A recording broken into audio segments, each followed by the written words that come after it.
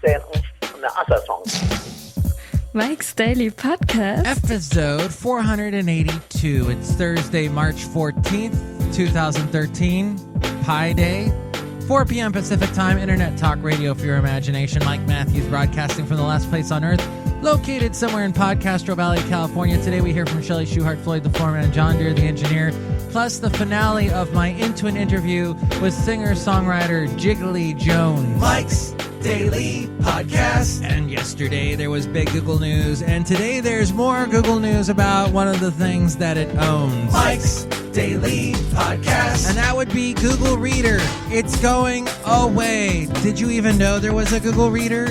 Yes, it's something that people used, well, to read things. But they made it sweeter because if there was like multiple websites you wanted to get their new content from, it would deliver it to you without you having to go there. I didn't think it was dumb, but Google said they are pouring all their energy into fewer products. Mike's Daily Podcast. So this may spell the end for RSS feeds, though we still use them for podcasts. So don't chuck Mike's the RSS feed. Daily We still kind of need it. Podcast. Like when you find out that Mike Matthews has a new podcast for you, why, you get it through an RSS feed. Unless you don't listen to podcasts because you still believe in terrestrial radio and you think the concept of podcasts is like, well, trying to explain algebra to a goldfish. Some would say, why explain that to a goldfish? He already knows all he needs to know about algebra. And others would say that goldfish would be far more interested in what Pope Francis's ideas are on homosexuality. In any case, some people will never understand podcasts, and that's just the way it is. A looker just walked in. Oh my God, it's Chely Shoehart, the shop supervisor, and I'm like really sad. You're sad? I'm sad. What are you sad about? I'm sad about RSS feed. Yeah, so RSS stands for Really Simple Syndication. Now, I'm not that smart with technical things, but I will tell you, I kind of liked it. Because you could, instead of, let's say, going to Facebook or going to Twitter to read those, you could have certain things come to you instead. You would have a website, and that was Google Reader, having all the things in one spot. So you would just click on this and bam, there was all that. But now, as computers are bringing all that instant accessibility to you anyway, with little icons like all over your iPhone or all over your now Windows is doing that with the icons, the panes, I think is what they're calling it. It turns out it pained more people to actually go to Google Reader to read things, and now Google Reader will disappear. When's it going to die? July 1st. So sad. Look, Welsh just walked in. Hello, Mike, this is Floyd the Floorman! And this is John Deere the engineer, Mike. I only used Google Reader to find out what the latest jobs were. Yes, I used that too. When I was doing a mad job hunt, I had a bunch of job sites feeding me the latest jobs into the Google Reader, and I would go through them, and it was quite easy to just click through them all instead of having to go to each job site and seeing what jobs were available. See, I used it for something good. I tried to not do evil, like the Google slogan is. Yeah, well, their slogan should be tick Mike off because they keep doing things that tick you off because I'm Floyd the Floorman. Well, yeah, monitoring on our Wi-Fis and taking away Google Readers and whatever else. Oh, yeah, changing the name of Google Documents to Google Drive. All these things kind of jarring, but I guess that's how it rolls. The world rolls with the Google. Some people rely too much on Google. It's almost like they're stuck with Gloogle. Oh, John Deere, don't you know that puns have died? They have? Yes, and the official reason, according to the human language, is that they are pouring more energy into fewer products. Joke vehicles. Mike Matthews, I always liked a good pun. Yeah, it's really hilarious when people take a word and they change it and use it in the wrong way. Floyd the Floorman. I think it's more humorous when people do ridiculous voices. On second thought, not so much. Yeah, me not so much either. You guys? Not so much. I like it too. All right, well, Chely likes everything, and that's good because you can email me and tell me, what do you think? Google getting rid of RSS feed and Reader and taking our information through Wi-Fi and taking over again the news section of Mike's Daily Podcast. Dang it. Hope that doesn't happen again. Email me, mikesdailypodcast@gmail.com. Also email me there if you'd like to be a guest on the show or if you'd like to sponsor the show. What's that email again? mikesdailypodcast@gmail.com. And also check out our website, mikesdailypodcast.com. Go there to find links to where to find us on Facebook, Twitter, YouTube, Yelp, and iTunes. Our link in iTunes where you can listen to the show in iTunes, subscribe to us in iTunes, and you can rate the show as well. More people find out about us. You can also catch the podcast picture of the day and also the blog, where I mentioned yesterday that I was going to be doing an open mic last night. Oh my goodness, how did it go? It went really interesting. I got up there, did 3 songs, played my piano, and sang them, and I got a good response. It was a lot of fun. It was the first time I ever went to this venue in Alameda.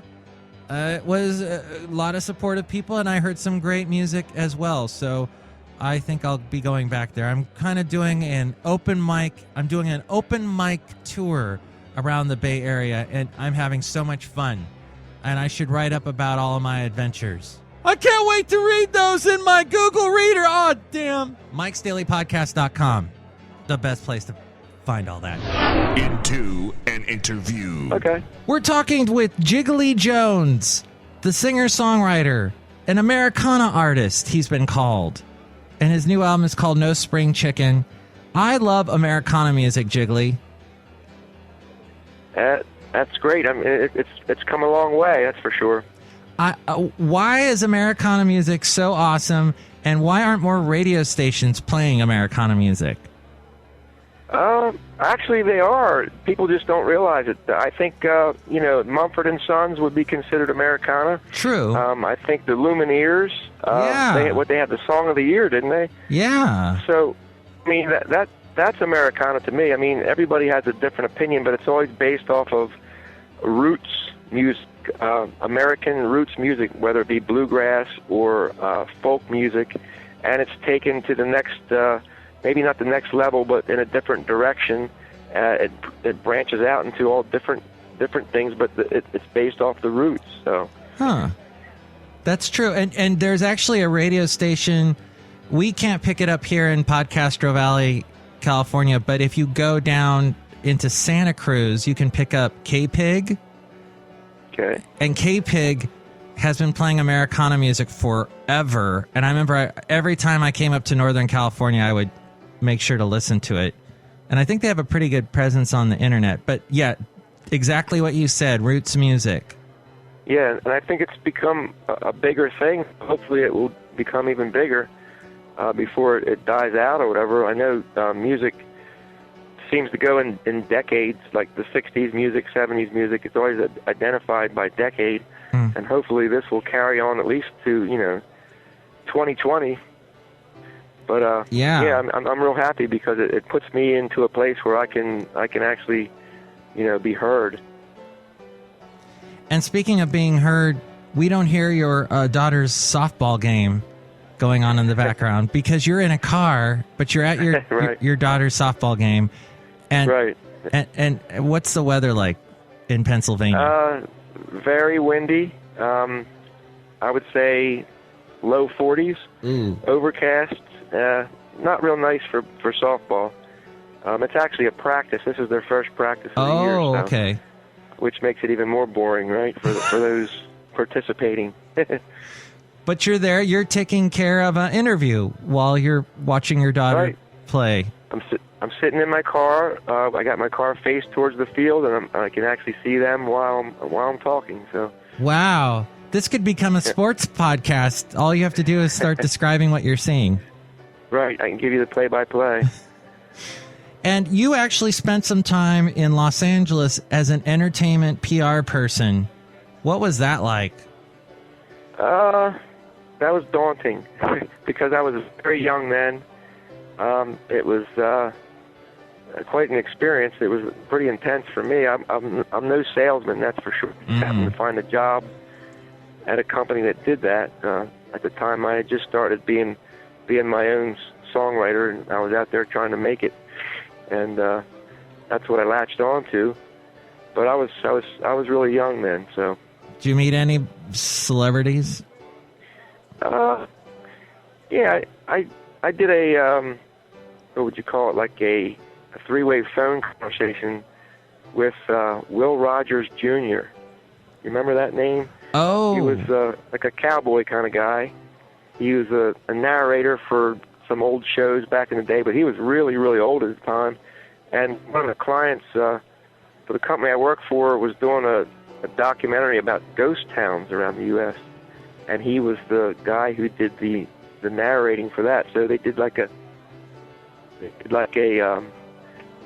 I guess an interview with him for the Hollywood Reporter, I think it was.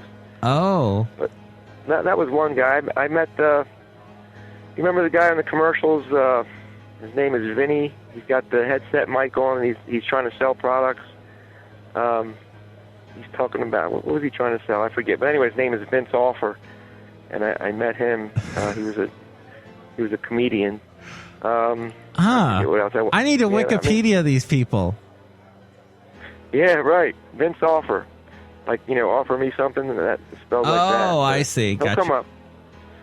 Huh. What else? I went to a premiere of a movie. I got invited to that. I went to see a band do a showcase on the top of the Sunset, the Hyatt Hotel.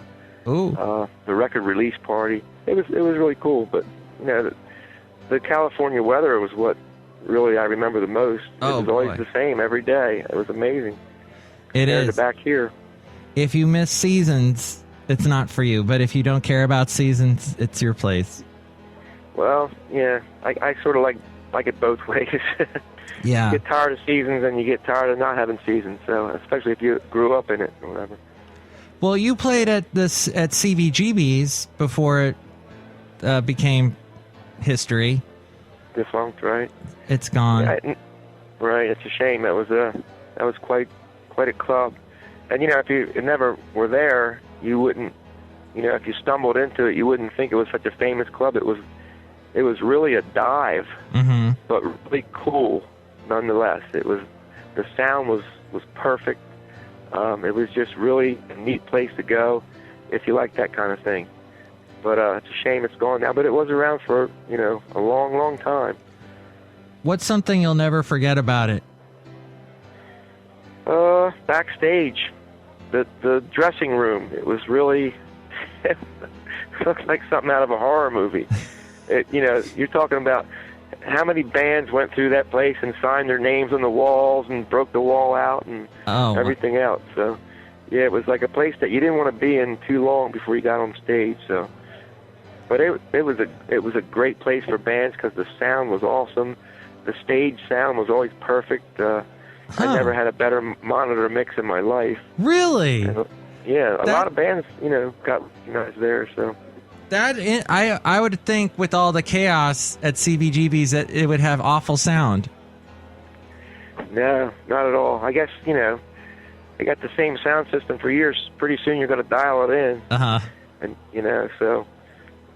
Interesting. And you've also played at the Chestnut Cabaret, the Woodbine Inn, the Chameleon Club. Those are all on the East Coast. I guess since I live over here on the West Coast, I wish I could check those places out. They sound pretty cool. Well, there's only one of them that's still around. That's the Chameleon Club, and that's in Lancaster, Pennsylvania.